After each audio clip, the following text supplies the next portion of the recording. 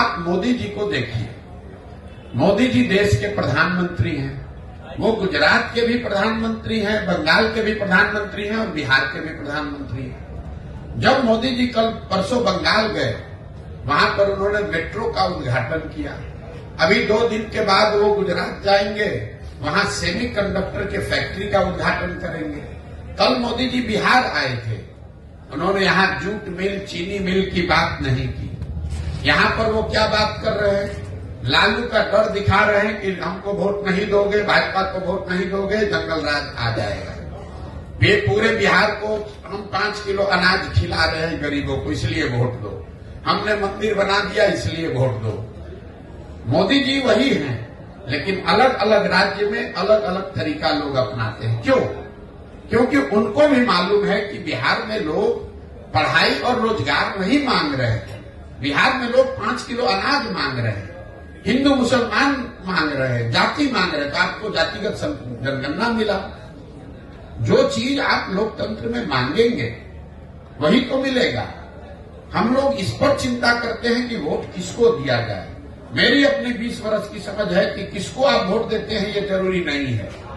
ज्यादा महत्वपूर्ण है कि आप वोट किस बात के लिए देते हैं। एक और आपको आंकड़ा दे रहा हूं, जितने दक्षिण के राज्य हैं जो आज देश में आगे हैं, केरल, तमिलनाडु, कर्नाटक, आंध्र प्रदेश, तेलंगाना, कोई भी ऐसा राज्य नहीं है जहां एक व्यक्ति 10 वर्ष से ज्यादा मुख्यमंत्री लगातार रहा हो। लेकिन बिहार में आप देख लीजिए, 32 वर्ष से लालू नीतीश, इसके आगे हम लोग देखने को तैयार ही नहीं है।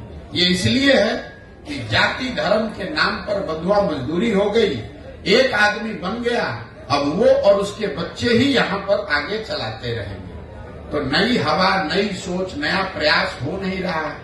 इसलिए नहीं हो रहा है कि समाज उसके लिए वोट नहीं कर रहा है। तो जब तक आप समाज में ये सुधार नहीं लाएंगे कि मेरे भाई तुम पाकिस्तान और पुलवामा के लिए वोट दे रहे हो, जबकि तुम्हारे बच्चे जाकर गुजरात में, तमिलनाडु में मजदूरी कर रहे हैं, तो तुम्हारा भला कैसे होगा? जितने मुसलमान समाज के लोग हैं, मैं 18 महीना से पैदल चल रहा हूं। 5000 से ज्यादा गांव में जाने के बाद मैं रोज मंच से कहता हूं कि दलितों के बाद सबसे ज्यादा गरीब, बदहाल, फटेहाल अगर कोई बिहार में है तो मुसलमान है।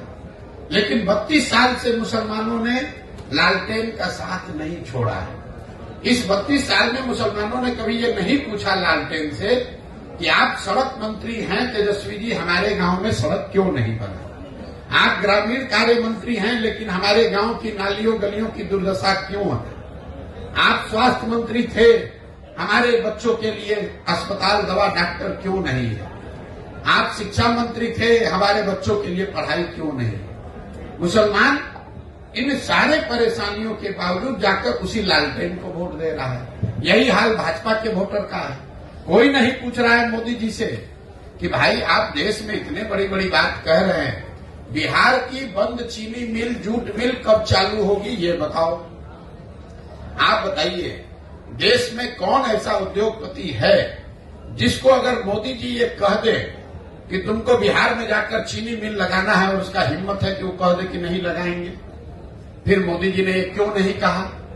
इसलिए नहीं कहा कि उनको मालूम है कि ये काम करे चाहे न करे, बिहार की जनता हमको मुफ्त में वोट देगी ही देगी। उनको मालूम है कि बिहार की जनता भाजपा को सिर्फ एक बात पर वोट देगी, लालू का डर दिखाते रहो, वोट बोड़ा में लेते रहो, मंदिर और अनाज की बात करते रहो, लोगों से वोट लेते रहो। इसी तरह लालू जी को पता चल गया है कि मुसलमानों के लिए काम नहीं करना है, उनको सिर्फ भाजपा का डर दिखाते रहना है। ना उनको भागीदारी देनी है, ना हिस्सेदारी देनी है, उनको किरासन तेल बनाकर अपने लालटेन में जलाते रहना है। मुसलमान अपना और अपने बच्चों का भविष्य जला रहा है। लालटेन की रोशनी लालू जी के घर में हो रही है, मुसलमानों के घर में नहीं हो रही है। लेकिन अगर ये बात मुसलमानों को नहीं समझ में आएगी तो कैसे कोई सुधार ला देगा? कोई एक प्रशांत किशोर आ जाए कि 10 प्रशांत किशोर आ जाए। इसीलिए हमने दल नहीं बनाया है, इसीलिए हम वोट नहीं मांग रहे हैं।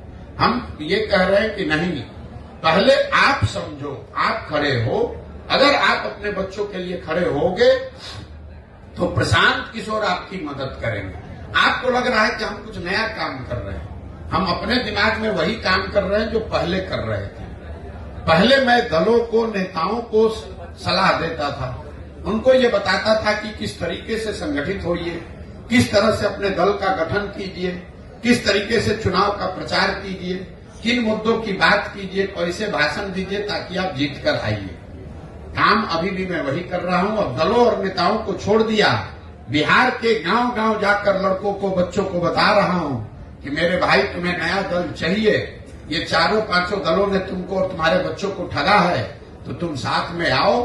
पैसे की, व्यवस्था की, जाति की, चुनाव की चिंता प्रशांत किशोर पर, जनसुराज पर छोड़ दो। तुम साथ में आओ, एक नया दल, नया विकल्प बनाओ ताकि तुम्हारे और तुम्हारे बच्चों का आने वाला भविष्य बेहतर बने। विकल्प के अभाव में किसी की बंधुआ मजदूरी आपको न करनी पड़े, यही वो प्रयास है।